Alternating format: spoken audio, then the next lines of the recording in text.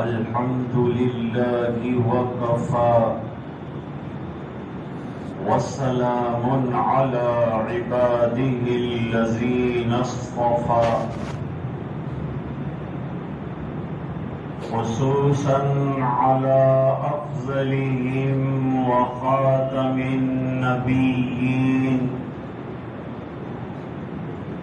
محمد الأمين وعلى آله وصحبه أجمعين أما بعد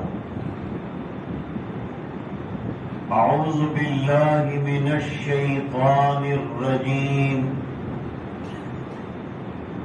بسم الله الرحمن الرحيم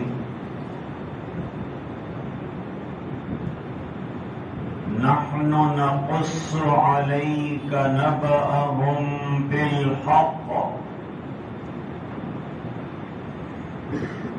إنهم فتية آمنوا بربهم وزدناهم هدى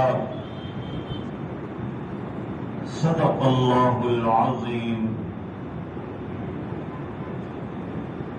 اللهم صل على سيدنا محمد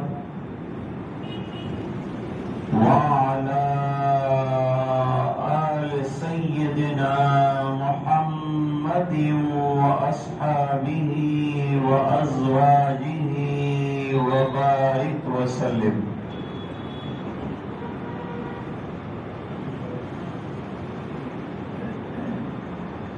جمعہ کا مبارک دن ہے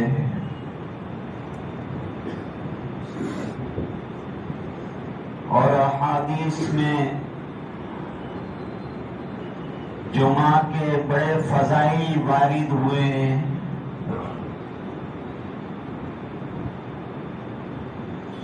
صحابہ کرام جمعرات سے جمعہ کی تیاری کرتے تھے.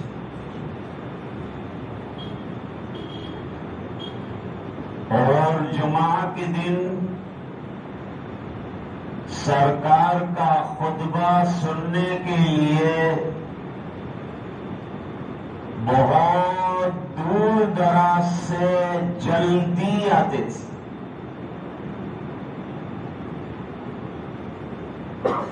حدیث شریف میں فرمایا جمعہ کے دن پہلا گروہ جو مسجد میں آئے گا جمعہ کے لیے فرشتے اس کے لیے ایک اونٹ اللہ کے راستے میں دینے کا ثواب لکھتے ہیں.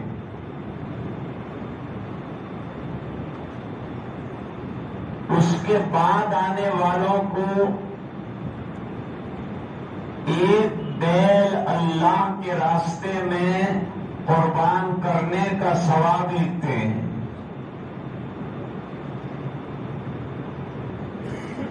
تیسرے نمبر پر آنے والوں کے لیے بکری کا ثواب لکھا جاتا ہے کہ انہوں نے بکری اللہ کے راستے میں دی.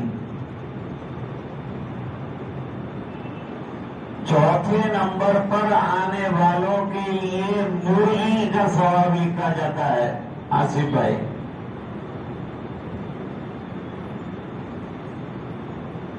پانچویں نمبر پر اخیر میں آنے والوں کے لیے انڈے کا ثواب لکھا جاتا ہے. معلوم ہوا کہ انڈا کھانا جائز ہے. ناجائز چیز کا حضور تذکرہ نہ فرماتے.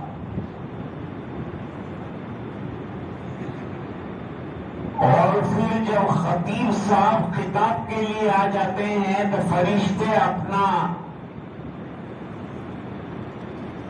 وہ حساب کتاب کا دفتر بند کر کے خطبہ سننے کے لیے بیٹھ جاتے ہیں. لیکن آج ہمارے بہت سے بھائی جو ہیں وہ جمعہ کے دن خطبہ شروع ہونے کے بعد آتے ہیں تو ان کو کیا ملتا ہوگا؟ تو جمعہ کے دن جمعہ کی فکر کرنی چاہیے اور جلدی سے جلدی نہا کر خوشبو لگا کر اچھے کپڑے زیب تن کر کے مسجد کی طرف چلنا چاہیے۔ قرآن کریم میں فرمایا اذا نودی للصلاة من یوم الجمعة فاسعوا الى ذکر اللہ وذروا البیع۔ جب اذان پکار دی جائے، معلوم ہوا اذان دینا یہ بھی ایک عمل ہے، اور اذان سے یہ پتہ چلا کہ فرض نمازوں کے لیے اذان دی جاتی ہے، لہذا جمعہ کی فرضیت ثابت ہوئی۔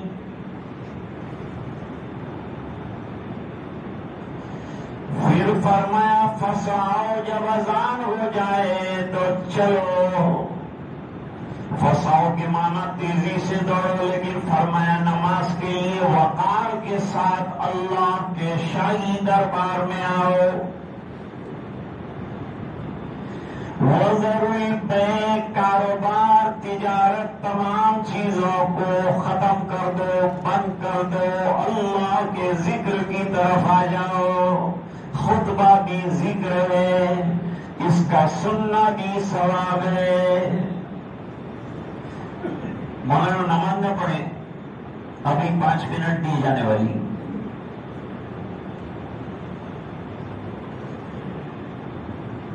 یہ جمعہ کے چند فضائل بیان کیے۔ جمعہ کے دن سورۃ الکہف کا پڑھنا بھی فضیلت والا ہے۔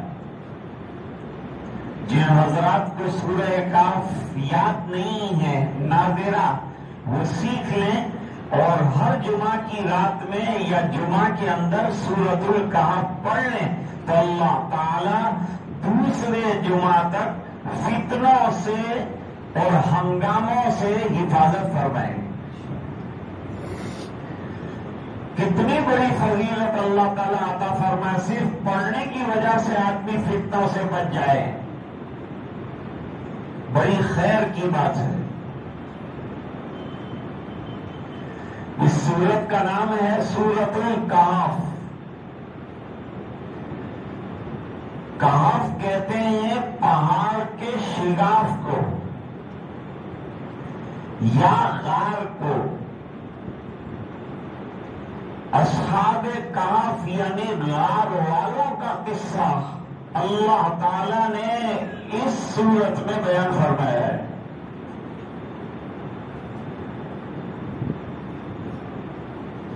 دوسرا قصہ ذوالقرنین کا بیان کیا ہے۔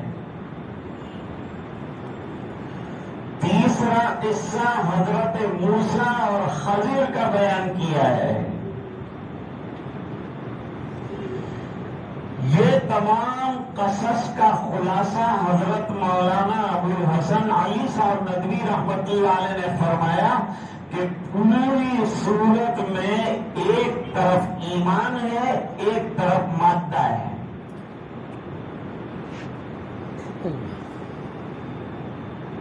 اور اللہ نے یہ بتایا ہے کہ مادے کو شکست ہوئی ہے اور ایمان کو کامیابی ہوئی ہے۔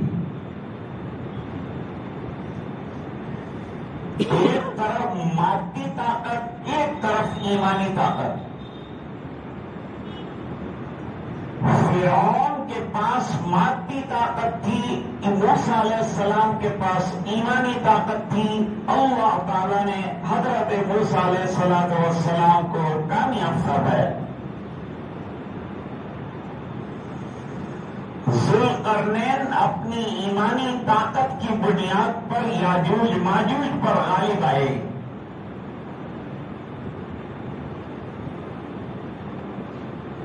اور اصحاب کہف کی اللہ تعالیٰ نے ایمان ہونے کی وجہ سے مدد فرمائی۔ ایمان صرف جان لینے کا نام نہیں ہے، بلکہ جاننے کے بعد ماننا، ماننے کے بعد عمل کرنا۔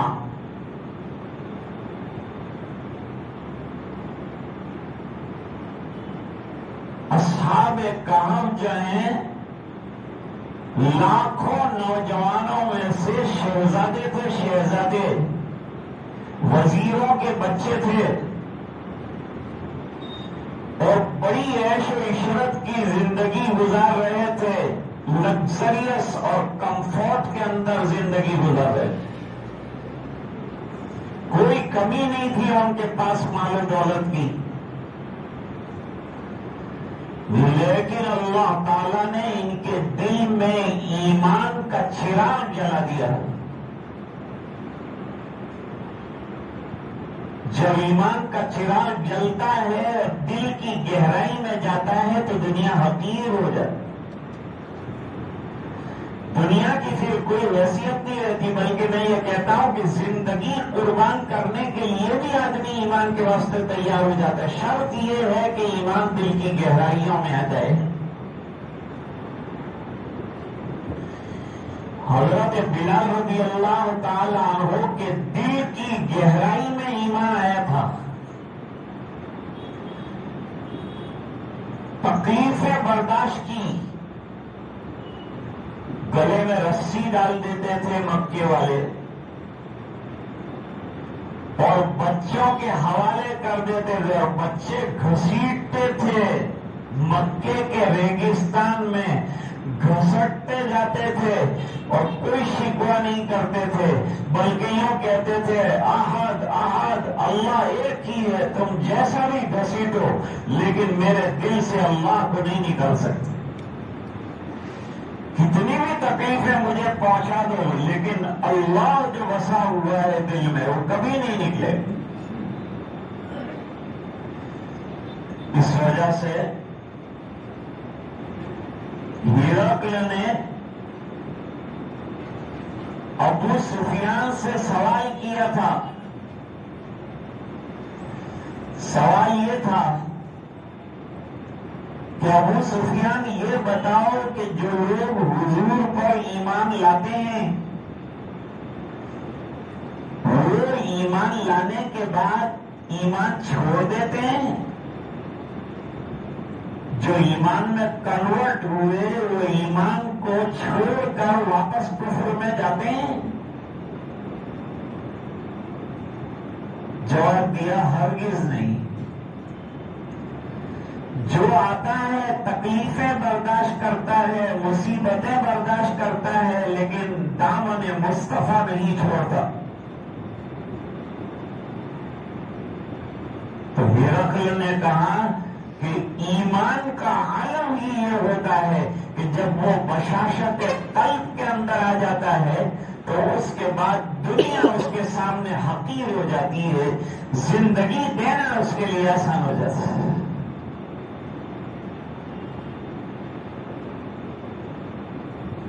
ہندا نے ایمان قبول کیا، حضور کے دربار میں آئی، فرمایا جب تک کلمہ نہیں پڑھا تھا، کلمہ پڑھانے میں کوئی زبردستی نہیں ہے، دل کی گہرائی سے اپنی مرضی سے اور خوشی سے ایمان قبول کرنا، لا اکراہ فی الدین، دین میں زبردستی نہیں۔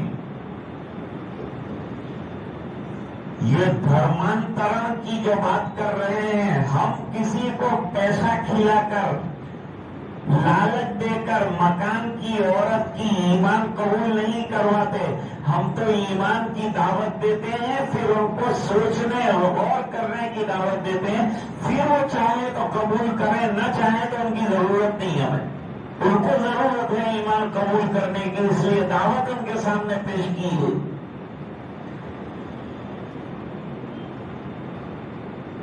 لیکن ہم کو تعداد اس طرح سے نہیں بڑھانی ہے کہ ہم کروڑ روپیہ دیں گے، لاکھ روپیہ دیں گے، جیسے بڑے بڑے ایم ایل اے بک جاتے ہیں، اس طرح سے کسی کو خرید کر ایمان میں داخل کیا جائے، یہ ہمارا وتیرہ نہیں ہے، اسلام کا طریقہ نہیں ہے۔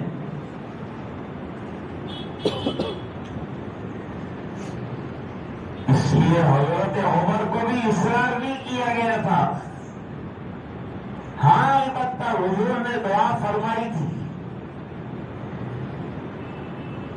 کہ یا تو عمرو بن ہشام مجھے عطا فرما دیجئے یا عمر ابن خطاب دے دیجئے۔ اللہ تعالیٰ نے حضرت عمر ابن خطاب کے حق میں دعا کو قبول فرما لیا، اور دار ارقم کے اندر حضرت عمر رضی اللہ تعالیٰ عنہ نے اپنی مرضی اور خوشی سے ایمان قبول کیا، اور اللہ تعالیٰ نے ایمان کو طاقت عطا فرمائی حضرت عمر کے ایمان قبول کرنے سے۔ لیکن مرضی حضرت عمر رضی اللہ تعالیٰ عنہ کی بھی، اس لیے علماء نے لکھا ہے کہ اور صحابہ کرام مرید رسول ہیں اور حضرت عمر بھی مرید رسول ہیں، لیکن بڑی بات یہ ہے کہ حضرت عمر کو مانگا گیا ہے، اس لیے وہ مراد رسول بھی ہے۔ اللہ سے مانگا، اللہ تعالیٰ نے دعا، حضرت عمر کا نصیبہ کھلا ہوگا، قسمت اچھی ہوگی، قبول فرما لیا۔ اللہ نے دعا کو حضور کی اور ان کو دولت ایمان عطا فرما دی۔ اور ایک بات سمجھے، ایک مرتبہ ایمان کے آنے کے بعد ایمان کسی کو ذلیل نہیں کرتا، بلکہ ایمان لانے کے بعد اس کی عزتوں میں اضافہ ہوتا ہے، اس کا درجہ بڑھ جاتا ہے، اس کا مقام بلند ہو جاتا ہے۔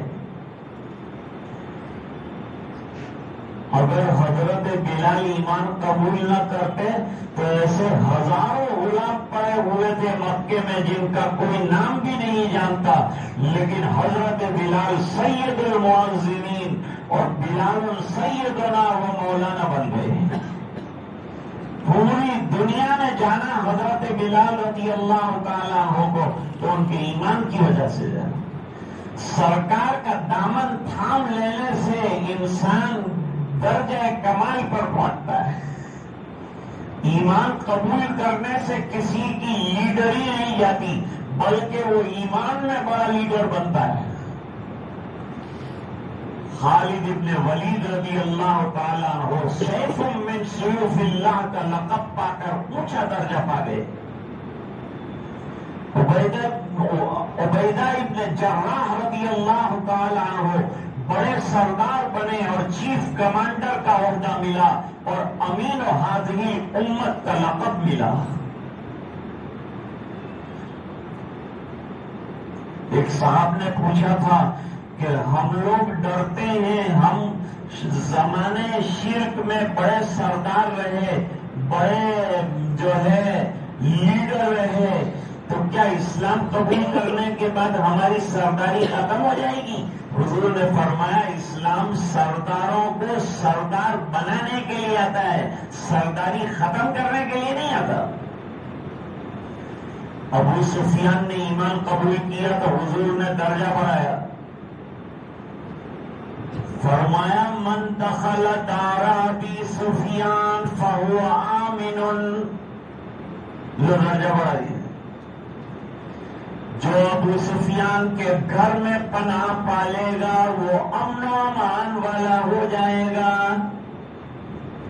تو ابو سفیان کے گھر کو دارالامن قرار دے دیا۔ پھر علماء نے لکھا کہ سعودی حکومت نے ابو سفیان کے گھر کو ہاسپٹل بنا دیا، مستشفی بنا دیا۔ جو سیریس پیشنٹ ہوتا ہے کہ اب یہ نہیں بچے گا، اس کو ابو سفیان کے گھر والے اسپتال میں داخل کرتے ہیں۔ اوپر حدیث حضور کی لکھی ہے کہ جو ابو سفیان کے گھر میں داخل ہوا اسے امن ملا، تو جو سیریس پیشنٹ ہے وہ وہاں سے شفایاب ہو کے نکل۔ یہ نسبت رسول اللہ صلی اللہ علیہ وسلم کا عالم ہے۔ یہ حضور پاک صلی اللہ علیہ وسلم کی نبوت کے مرتبے سے حاصل ہونے والا مقام ہے۔ ابو سفیان کا درجہ کتنا اونچا ہو گیا، اسلام قبول کرنے کے بعد کہاں سے کہاں پہنچا دیا اللہ تعالیٰ نے۔ اور حضور پاک صلی اللہ علیہ وسلم نے ابو سفیان کی ایک بیٹی ام حبیبہ سے نکاح کیا، خسر بن گئے ابو سفیان۔ بعد میں ان کی دشمنی بھی حضور کے ساتھ کم ہو گئی کہ بھئی داماد کے ساتھ کیا دشمنی کرو اور کیا مارم ماری کرو. داماد کو تو بہت وقی نظر سے دیکھا جاتا ہے، بڑا اس کی آؤ بھگت کی جاتی، تو جھگڑے کا جو پوزیشن تھا وہ بھی لو ہو گیا، بہت پاور تھا وہ بھی کم ہو گیا. تو بعد میں اللہ تعالیٰ نے دولت ایمان عطا فرمائی. اصرار بالکل نہیں، زبردستی بالکل نہیں، کرنا ہو تو کرو قبول. آج بھی ہمارے دعوت کے ساتھی کام کرتے ہیں تو ہمارا کام ہے دین کی بات بتانا. زبردستی ہم نکالتے بھی نہیں اور زبردستی کسی کو مسلمان بناتے بھی نہیں. دین ہی اتنا خوبصورت ہے کہ ایک خوبصورت دین پیش کیا جائے گا تو لوگ اس خوبصورتی پر قربان ہو جائیں گے اور قبول کر لیں گے. چھوٹا سا واقعہ ذکر کرنا ہے. یہاں نوجوان مجھے کم نظر آ رہے ہیں، پورے زیادہ نظر آ رہے ہیں. آج کل نوجوانوں کو اللہ تعالیٰ نے خوبیاں اور کمالات، بہت ٹیلنٹ دیا ہے. موبائل کے اندر سے کیا کیا چیزیں نکالتے ہیں مجھے تو آتا بھی نہیں. کیا کیا موبائل کے اندر پورا عالم بھر کے انہوں نے رکھا ہے. کیا ہم کو کچھ سمجھ میں نہیں آتا تو ہم نوجوان کو دیتے ہیں کہ بھائی یہ ذرا کر کے دینا، ہم کو یہ سمجھ میں نہیں آتا، یوں کرتا ہے، ذرا دیر میں نکال کے لیجیے.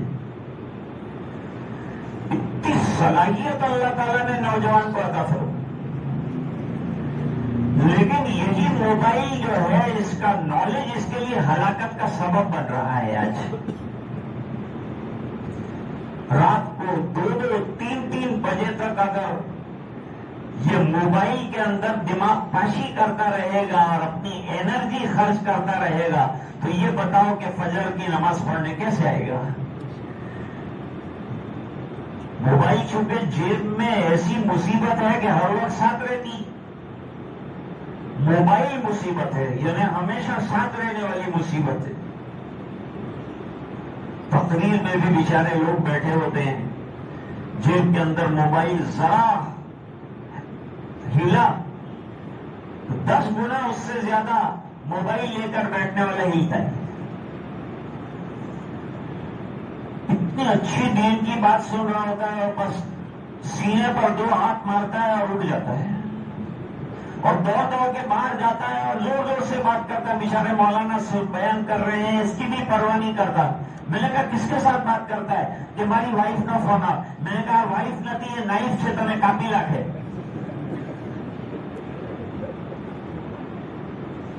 وائف کو کیا کرنے کا ہے؟ ہر وقت وائف 3 دن جاتا ہے جماعت میں 30 فون کرتا ہے، وائف کے لیے تو ہاری ہے، یہ تو ہاری رہے تو ہار ہو رہے دن نہ کام نہیں اندر لات. بات میں عرض کر رہا تھا کہ آج نوجوان اپنی جوانی جو ہے اس کی صلاحیتوں کو برباد کر رہا ہے. اپنی صلاحیتوں کو عبادت میں لگاؤ، کماؤ، دنیا کا بزنس کرو، آگے بڑھو، ترقی کرو، پڑھو، نالج ایجوکیشن حاصل کرو. موبائل کا استعمال بھی کرو، اس کو لمیٹیشن دے دو اور فیصلہ کرو کہ کیا چیز ہم کو اچھی ہے جو ہمارا نالج بڑھائے گی وہ دیکھو، اور جو چیزوں سے نقصان ہوتا ہے، ایمان کو نقصان ہوتا ہے، گناہوں کا خطرہ ہے، وہ تمام گناہوں والی چیزوں کو چھوڑ دو. فلمیں دیکھنا بند کر دو. غیر عورتوں سے تعلقات جو فون پر ہوتے ہیں اس کو بند کر دو. آج کل ہماری لڑکیاں بھی غیروں کے ساتھ چیٹنگ کے اندر لگی ہوئی ہیں، یہ بھی بری بات ہے.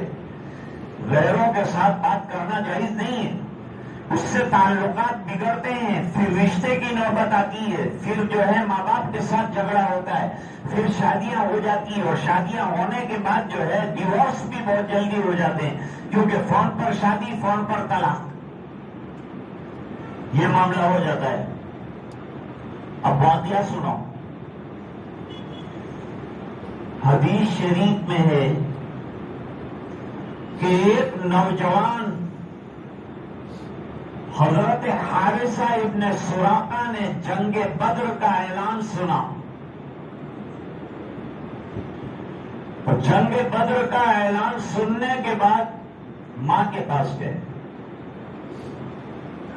ماں سے مشورہ کیا. ماں کتنی ایماندار ہے. ماں سرکار کے ساتھ جانے کا وقت آیا ہے، تیری کیا رائے ہے؟ ماں نے کہا بیٹا لوگ جو ہے دنیا کے لیے سفر کرتے ہیں، بزنس کے لیے سفر کرتے ہیں، تجارت کے لیے سفر کرتے ہیں، تجھے رسول اللہ کے ساتھ سفر کر،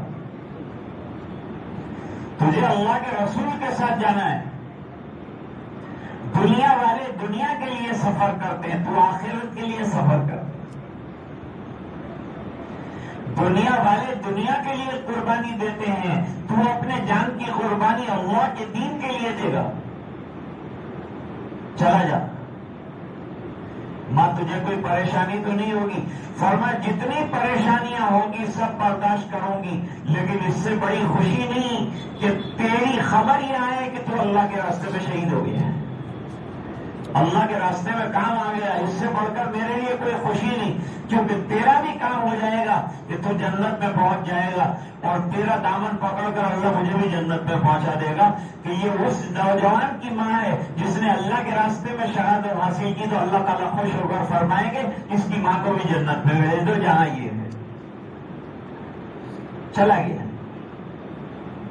اپنے اندر ایسا دینی جذبہ پیدا کرو.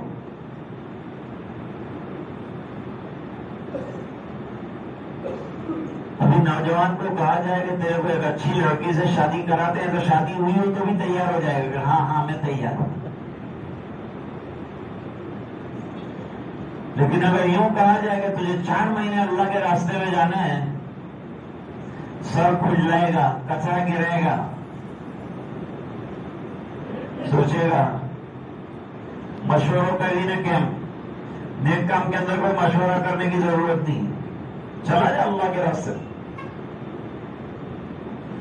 شادی ہوئی چیز نہیں. میرے نبی نے شادی کی، اپنی بچیوں کی شادی کروائی اور شادی کو سنت قرار دیا. اس سنت کے ذریعے سے ایمان کی حفاظت ہو جائے گی. لیکن میرے عزیزو، جیسے شادی سنت ہے اس طرح تہجد پڑھنا بھی سنت ہے. طے کر لو کہ اب تہجد نہیں چھوڑیں گے، اور سنتیں نماز کی نہیں چھوڑیں گے، اور سرکار کی سنتیں نہیں چھوڑیں گے، اور مسواک نہیں چھوڑیں گے. آج ہماری پریشانیاں جو ہے وہ سنتوں کو چھوڑنے کی وجہ سے آئی. اگر سنتیں ہماری زندگیوں میں آ جائے سب پریشانیاں انشاءاللہ دور ہو جائیں گی. اس کا وعدہ ہے میرے نبی کا. اس لیے ایک حدیث شریف میں فرمایا کہ اللہ تعالیٰ نے، حضور فرماتے ہیں میرا رزق جو ہے وہ نیزے کی نوک میں رکھا ہے، اور امت کی پریشانی میری سنت کی مخالفت میں رکھی ہے. امت کی پریشانی میری سنت کی مخالفت کے اندر ہے. الحمدللہ ہم سنتوں کے مخالف تو نہیں ہے، لیکن سنتوں پر عمل نہیں کرتے. ایک تو یہ کہ کوئی یوں کہے کہ میں یہ سنت کو نہیں مانتا، جب تو وہ ایمان کا خطرہ ہو جائے گا اس کا. لیکن اگر اللہ کا بندہ سنتوں پر عمل نہیں کرتا تو نہ کرنے کا وبال آئے گا. انکار نہیں کرتا لیکن عمل بھی نہیں کرتا. جیسے کہ ماسٹر پڑھاتا بھی نہیں ہے اور مارتا بھی نہیں ہے، ایسا ہو جائے گا. خیر عرض کر رہا تھا کہ حضرت حارثہ دوڑے اور حضور پاک صلی اللہ علیہ وسلم کے پاس جا کر آپ نے جو ہے نام لکھوا دیا، میں چلوں گا. دیکھو بھائی کانٹوں بھری رہا ہے، کہا کوئی بات نہیں، میں ہر پر تکلیف برداشت کرنے کے لیے تیار ہوں، لیکن آپ کو چھوڑنے کے لیے تیار نہیں. آپ جائیں اور میں گھر پہ بیٹھا رہوں، یہ جوان کیا ہے؟ آپ برداشت کریں، آپ قربانیاں دیں اور میں بیٹھا رہوں گھر پہ؟ نہیں ہوگا، میں ساتھ چلوں گا سرکار، اور ہر قربانی دینے کے لیے جس کا آپ حکم دیں گے تیار ہو. چلے پہنچ گئے بدر میں، سب اپنے اپنے کاموں میں لگے. حضور پاک صلی اللہ علیہ وسلم نے حضرت حارثہ رضی اللہ تعالیٰ عنہ نوجوان سے کہا،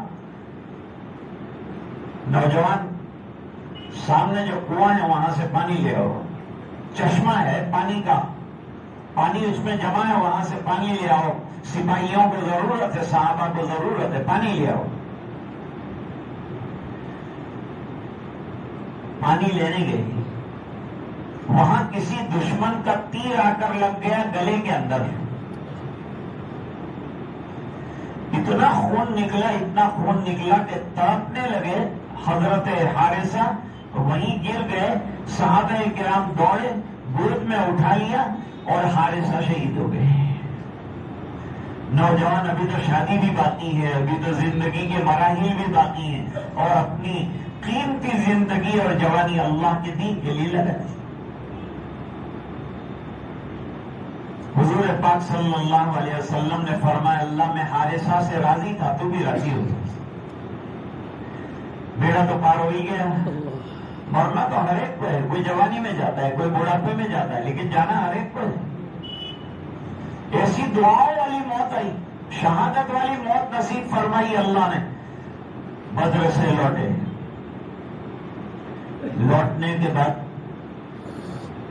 راستے میں ماں ملی، میرے حارثہ کا کیا ہوا؟ لوگوں نے کہا وہ تو کام آ گیا، شہید ہو گیا، وہیں دفنا دیا ہم نے۔ آنسو پوچھتی رہی، آنکھیں برس رہی، ایک اکلوٹا بیٹا تھا نا، آنکھیں برس رہی۔ اور سے پوچھا کہاں؟ وہ شہید ہو گئے۔ سر سے لے کر پیر تک چادر لپیٹی ہوئی، اور حضور آ گئے ہیں مسجد نبوی میں، وہاں پہنچی۔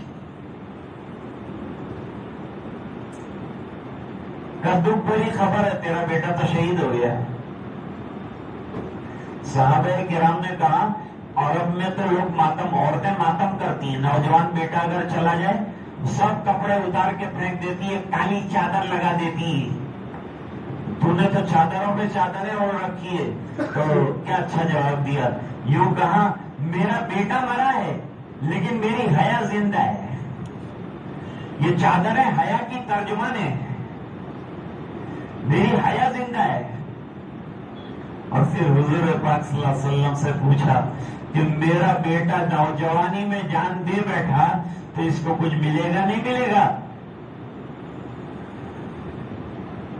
حضور پاک صلی اللہ علیہ وسلم نے فرمایا، کیا تو یہ سمجھتی ہے کہ دنیا جیسی تنگ جگہ ہے جنت؟ نہیں، تیرے بیٹے کو اللہ تعالیٰ نے جنت الفردوس میں بھی اعلیٰ مقام عطا فرمایا ہے، اور 100 جنتیں ہیں، اور ایک جنت سے دوسری جنت کے درمیان آسمان اور زمین جتنا فاصلہ ہے۔ تیرے بیٹے کو اللہ نے یوں قبول کیا کہ نہیں قبول کیا ہوتا تو میں رو رو کے تڑپ کے اللہ کو راضی کرتی کہ میرے بیٹے کو جنت ضرور عطا فرمایا، اس کے بغیر اللہ تعالیٰ نے تیرے بیٹے کو جنت عطا فرمائی۔ نوجوانوں، یہ واقعات اس لیے بیان کیے جاتے ہیں کہ ہمارے نوجوانوں کے اندر دینی جذبات ابھر جائیں، نمازوں کے پابند ہو جائیں، اللہ کے گھر میں آنے والے بن جائیں۔ آج ہماری حاضری یہاں ہوئی ہے ایک نکاح کے سلسلے میں، ہمارے عزیز کا نکاح ہے۔ نماز کے بعد یہاں کے حضرات نے فرمایا کہ جب نماز اور نکاح کے لیے آنا ہی ہے تو تھوڑی دیر دین کی کچھ گفتگو بھی ہو جائے۔ اس بنا پر حاضر خدمت ہوئے ہونے والے نکاح کو جو بعد نماز کے انشاءاللہ ہوگا، اللہ تعالیٰ مبارک فرمائے، باعث خیر و برکت بنائے، اور نوجوانوں کو اچھے اور نیک جذبات سے مالا مال فرمائے۔ یہی اس ملک میں ہماری بقا کا سرمایہ ہے۔ وآخر دعوانا ان الحمد للہ رب العالمین۔ جن حضرات کی سنت